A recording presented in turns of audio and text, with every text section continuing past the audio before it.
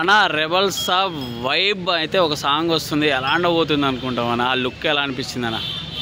అన్నా రెబల్ సాబ్ vibe look ఇచ్చాడు, ఇలా పెట్టి షర్ట్ ఇట్లా వేసిస్తుండు, మామూలు లేదన్నా. పిచ్చి పిచ్చి పిచ్చి పిచ్చి ఊపేస్తున్నాను. రెబల్ సాబ్ ఇచ్చాడు ఒక లుక్ ఇలాగా, మామూలు లేదు. 23కి మనకు సాంగ్ వస్తుంది, ఇంకా ఓపు ఓపు ఓపు ఓపుతుంది. ఇంకా రాసి పెట్టుకుంటారు తమ్ముళ్ళు. తమన్ వైబ్ అయితే నడుస్తుంది, ఎలా అనిపిస్తుంది అన్న? ఇప్పుడు మొత్తం తమన్మయం అయిపోయింది, ప్రపంచం అంతా ఓజే అయిపోయింది, అఖండ, ఇప్పుడు మళ్ళీ అది రాజాసాబ్. అమ్మో, ఇప్పుడు వచ్చే సినిమాలకు మొత్తం మన తమనే. ఓకే, తమన్ డ్రమ్ములు tick tick tick tick tick tick tick tick tick ఊపేస్తాడు. తమన్ తమన్ తమన్ తమన్ అయిపోయింది మొత్తం.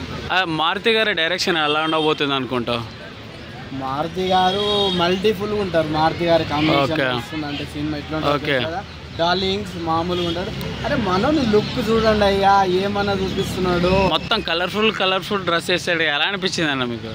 నేను ఆ కలర్ఫుల్కే నేను దాసోహం అయిపోయాను రా భైరవ. ఇంకా 23వ తారీఖు కోసం నేను వేడి చేస్తున్నారా భైరవ. అందరూ చూడండి, వేడి చేయండి, కళ్ళు అతుక్కపోయేలా చూసి ఇంకా అలాట్ అయిపోయింది రా. అదే టీజర్ ఎలా అనిపించింది? కామెడీ సీన్స్ అయినా, ఫన్ జనరేషన్ ఎట్లా అనిపించింది అన్న? టీజర్ లో ఒకటి చిన్న డైలాగ్ ఉంటాడు, ఆ డైలాగ్ కు ఎవడైనా అరెకర పొలం అమ్ముకొని రావాల్సిందే సినిమాకి. ఓకే, ప్రభాస్ ఫ్యాన్స్ కి ఏం చెప్తావన్నా?